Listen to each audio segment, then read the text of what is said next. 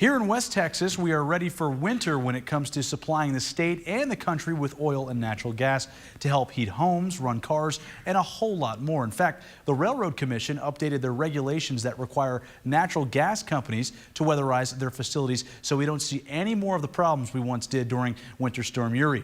Rachel Robinson was out in the field to take a look at these technologies and also spoke to the president of the Texas Oil and Gas Association. Rachel? Yeah, Alex, a lot of these technologies have been in place for years just to keep these facilities running and efficient.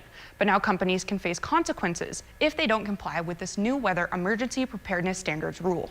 Today, I visited at sites with Diamondback and Aventiv on what they do to make sure weather won't affect Texans when it comes to producing oil and gas. Between the wind out here and then the moisture that gets suspended during these cold snaps just wreaks havoc on our equipment. Extreme heat and extreme cold can cause problems for oil and gas facilities, which is why it's important to be prepared for any type of weather. You know, industry-wide, they have invested hundreds of millions of dollars of manpower and equipment to do things like we're seeing today to make certain that throughout the industry we can continue to deliver. Starting today, December 1st, it's required.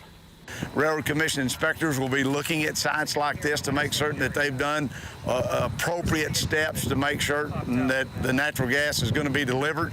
And the good news is that it's working. They keep the heat in, but it also keeps that ambient 50-degree, 60-degree temp coming out. Facilities use different types of technologies to prevent freezing. We're able to utilize the heat tape to keep the liquid from freezing in the bottom of the pipe, and then we use wraps and insulation that go up over the tops of that.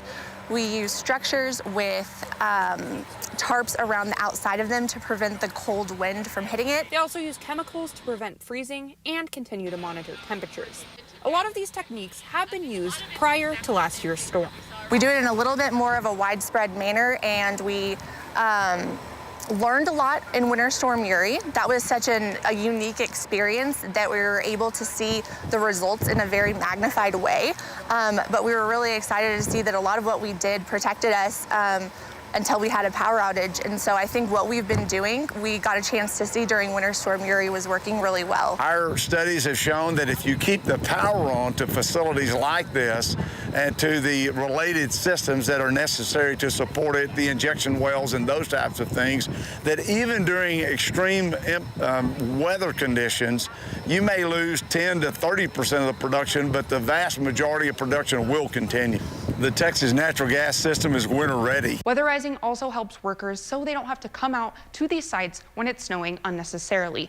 Fines for not following this weather emergency preparedness new rule could lead to up to $1 million fine. Back to you.